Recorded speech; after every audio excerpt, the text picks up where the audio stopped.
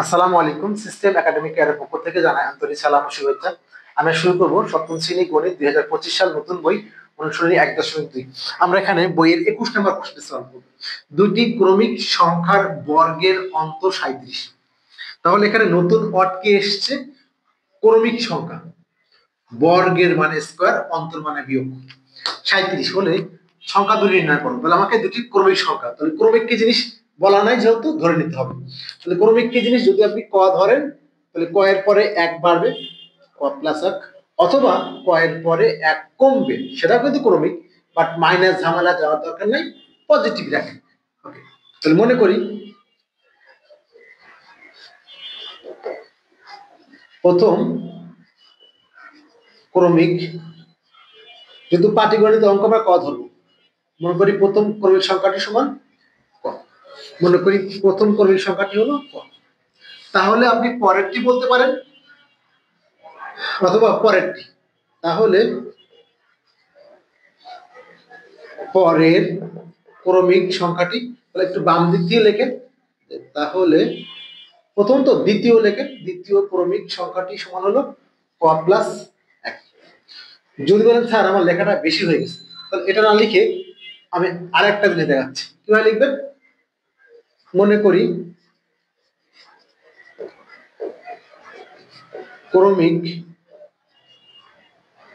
বলছি দুটি না, তাহলে আমরা একবারে করে নিব। মনে করি ক্রমিক সংখ্যা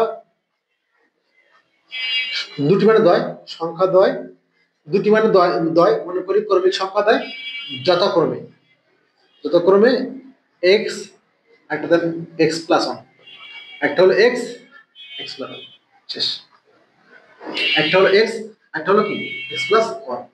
বা আপনি এখানে যতক্ষণ এভাবে লিখতে পারেন, এভাবে লিখতে পারেন। এখানে লাল কালি করে দিলাম, এটা কি আপনি যে কোনো একবার লিখতে পারবেন।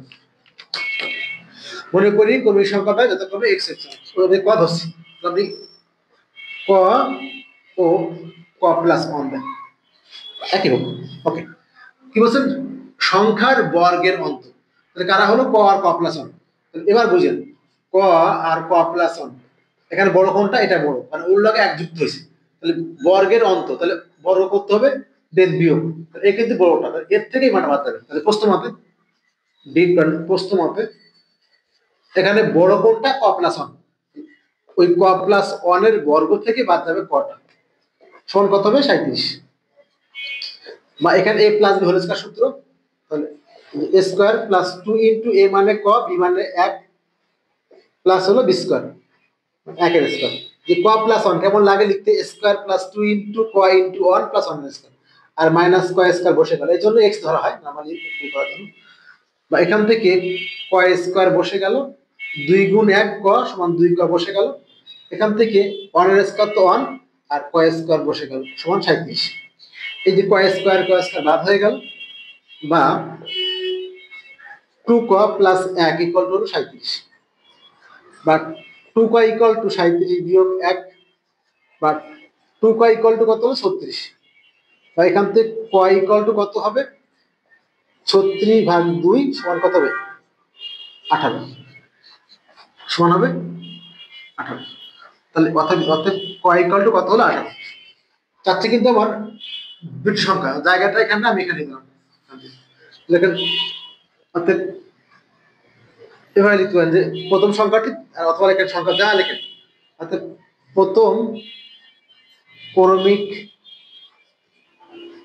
সংখ্যাটি কত হবে? 18। অর্থাৎ দ্বিতীয় ক্রমিক সংখ্যাটি 18 যোগ 1 সমান হলো 19। আপনি যদি এভাবে লিখতে চান, এভাবে লেখেন যে অতএব ক্রমিক সংখ্যা যথাক্রমে 18, প্রথম হলো 18 ও 18 যোগ 1, তাহলে 18 ও 19। সেখানেও কোনো সমস্যা নেই, তাহলে কি লিখবেন? এই লাইনটা। তাহলে ক্রমিক সংখ্যা দেয় যথাক্রমে 18 ও 19। এই হলো আমাদের এই ম্যাথ। আশা করি বুঝতে পেরেছেন।